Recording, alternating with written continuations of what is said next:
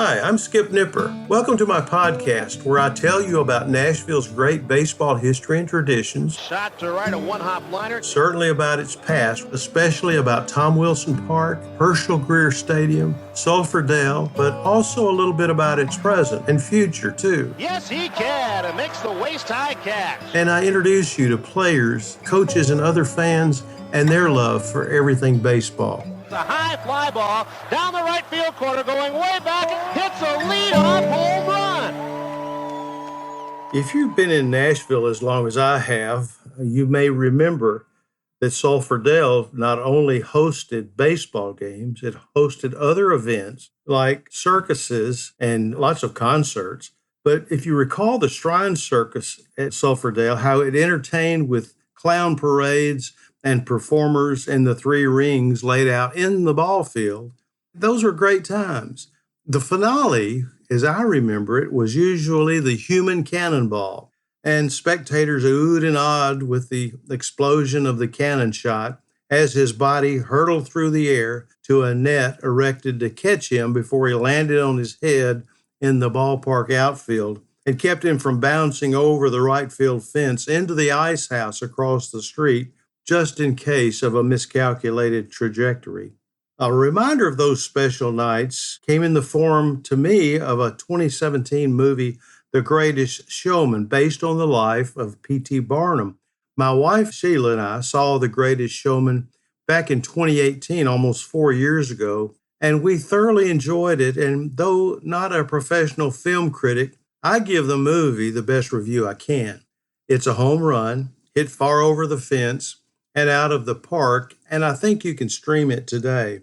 It garnered a 3.5 out of 4 review from film critic Sheila O'Malley and widely accepted it as a success when she said, "Barnum proclaimed himself a showman by profession, and all the gilding shall make nothing else of me.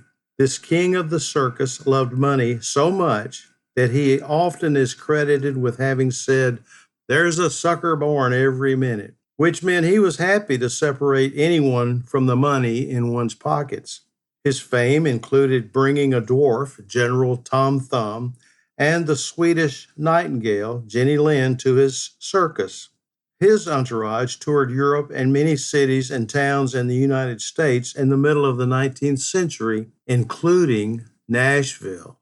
Nearly 40 years before becoming the name Sulphur Dell, the low-lying area north of Nashville's downtown, it was called Sulphur Spring Bottom. It had a natural salt lick and sulfur spring, and many years before the city was founded, the area teemed with wildlife, especially buffalo and deer, who came to lick the mineral salt. And in the 1860s, the area was the city's recreational grounds, and it was there that baseball found its home, evacuated it 100 years later, and then reclaimed it in 2015 when the Nashville Sounds opened their new ballpark, and the new ballpark overlaps a portion of the old ballpark, Sulphur Dell. But in 1872, wild animals returned in the form of one of Barnum's excursions named his World's Fair. The exposition set up tents on Tuesday, November the 12th of 1872 for 2 days of performances after traveling from nearby Columbia, Tennessee, where the Nashville Republican Banner reported a very large number of people attended Barnum's show at Columbia yesterday. It is said that his mammoth tents were well filled, but with a warning that, quote, the Digger Indian, unquote, in Barnum's circus leaped down from his stand while on exhibition in Elizabethtown, Kentucky, and gave a Negro who had insulted him a sound drubbing. The same newspaper gave a glowing recommendation by reporting Barnum's big show is now a topic of much discussion. It is likely to be better attended than anything of the kind that has appeared for years. The Nashville newspaper also gave another warning on November the 10th. Reliable information has been received at police headquarters to the effect that a large troop of thieves, burglars, pickpockets, ebony legs, and every conceivable kind of dishonest men are following Barnum's circus around, and as this will exhibit at Nashville Tuesday and Wednesday next, We are requested to warn our citizens in time that they may be on the lookout for the visits of such characters as above alluded to. What? The circus was being followed by crooks and beggars and thieves to pickpocket Nashville citizens of their jewelry, their watches, and their wallets? Well, everyone expected thrills for adults from Barnum's entourage, but it was the imagination of the young that brought great expectation. The opening was a tremendous success and certainly made an impression on the minds of youth in 1872, just like it does to this very day. But Barnum's big show is agitating the hearts of juveniles, the newspaper reported. The Nashville Union and American also lavished praise on Barnum's creation, calling it a brilliant and elaborate exposition that attracted universal attention and admiration, and great is Barnum. But there was one Republican banner report that did not initially seem positive in the exhibit's substance. Quote, the stuffed whale and that more stupendous stuff, the Cardiff Giants, were hardly worth transportation. And those, quote, cannibals, unquote, sentenced to death, from which fate the generous Barnum is to rescue them by the sacrifice of the pitiful $15,000 bond he is under to return them to the irate king of the Fijis, that beautiful Caucasian captured from some New York harem-scarum, the Sleeping Beauty, in quotes, in wax, and other absurdities were as cheap curiosities, as the interpreter of the ring phrases it, as the little wooden automatons on Barnum's portrait gallery. It wasn't a very glowing report, was it? Seemed like there were a lot of fake things going on, but then Barnum is the great showman. And in closing, the newspaper had to acknowledge the popularity of the big show and the mastery of Barnum's ability to promote his business. When it said, and yet it drew like a house on fire.